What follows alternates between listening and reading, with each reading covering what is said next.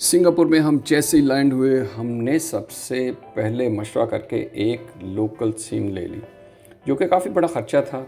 लेकिन इसमें 200 जीबी के करीब डाटा था, जिसमें आप कॉल्स भी कर सकते हैं। लेकिन सबसे कमाल की बात ये थी कि इसमें आप सिंगापुर और मलेशिया दोनों में ये सिम इस्तेमाल कर सकते हैं, यानी कि इसमें रोमिंग की फैसिलिटी मौजूद थी। ये सिम हमने अपने पुराने फ़ोन में डाल दी। यहाँ स्पीड तकरीबन 100 Mbps थी, यानी कि बहुत ज़्यादा स्पीड थी, जो कि मुझे घर में मुयसर नहीं होती। सिम लेने के बाद हमारा अगला चैलेंज था बॉर्डर क्रॉस करना, क्योंकि हमें मलेशिया से सिंगापुर जाना था। लोगों से मालूमात ली तो सब ने कहा यहाँ से कोई टैक्सी नहीं मिलेगी, सिंगापुर टैक्सी ही दस्तयाब है। लेकिन हमने मज़ीद मिलकर रिसर्च कर रखी थी कि यहाँ से टैक्सी मिल सकती है। गूगल की मदद से हमें एक ऐसा ड्राइवर मिला जिसने बग़ैर एडवांस या पेमेंट के हमें यहाँ से मलेशिया के शहर जेबी यानी कि जौहर बारू में पहुँचाने की यकीन दहानी कराई।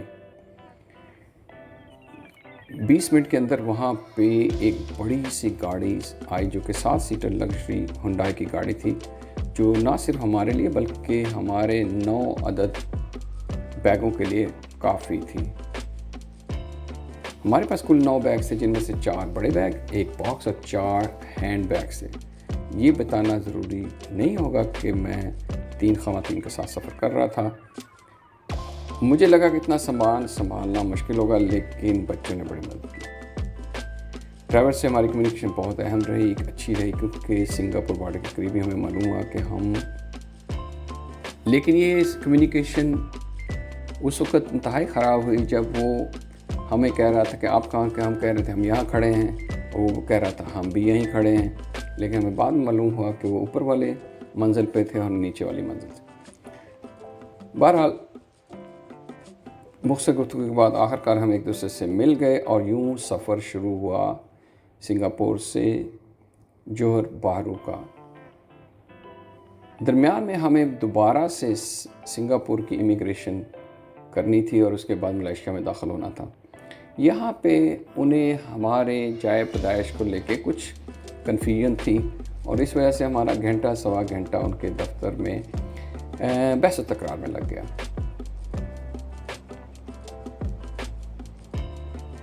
कुछ कन्फ्यूजन इस वजह से भी हो रही थी कि 1 घंटा पहले हम सिंगापुर में दाखिल हुए और 1 घंटे बाद हम वहाँ से जा रहे थे, तो उनके सिस्टम में कुछ अभी मराहल थे जो मुकम्मल नहीं हुए थे। बहरहाल इमिग्रेशन के बाद हम सिंगापुर में अपनी रहाइश की जगह पहुँचे। हम जेबी यानी कि जौहर बारू में अपनी रहाइश की जगह पहुँचे, जो कि एक शॉपिंग मॉल की इमारत के 8वें मंजिल पर मौजूद थी। यहाँ भी कम्युनिकेशन ने बहुत अहम किरदार किया, क्योंकि हमें जगह ढूंढने में बड़ी मुश्किल आ रही थी, और बच्चों को मैं बार बार ये चीज़ की वजाहत कर रहा था कि बैनुल-अक़वामी सफ़र के अंदर इस तरह किस्म के चैलेंजेस आम बात हैं।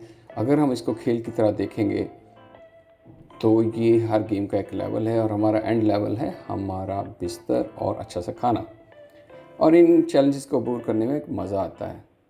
बहरहाल हम लोग अपना तमाम तर सामान कमरे में पहुंचाने के बाद रात के खाने के लिए तगोदो शुरू कर दी। तकरीबन रात के 10:30 बज चुके थे और हमें करीब कोई भी हलाल जगह नहीं मिल पा रही थी। बहरहाल हमने एक जगह ढूंढी, अब वो कैश लेना चाह रहे थे, तो फिर हमने एटीएम की तलाश शुरू कर दी।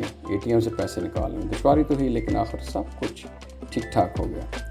खाना बहुत ही सस्ता था और मज़े का था, और फिर हमने खाना खाया और सो गए।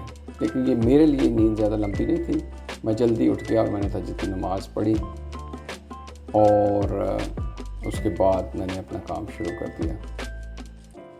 थोड़ी देर बाद बच्चों ने भी सुबह की नमाज़ पढ़ी, और फिर हम अगले दिन की तैयारी में मसरूफ़ हो गए।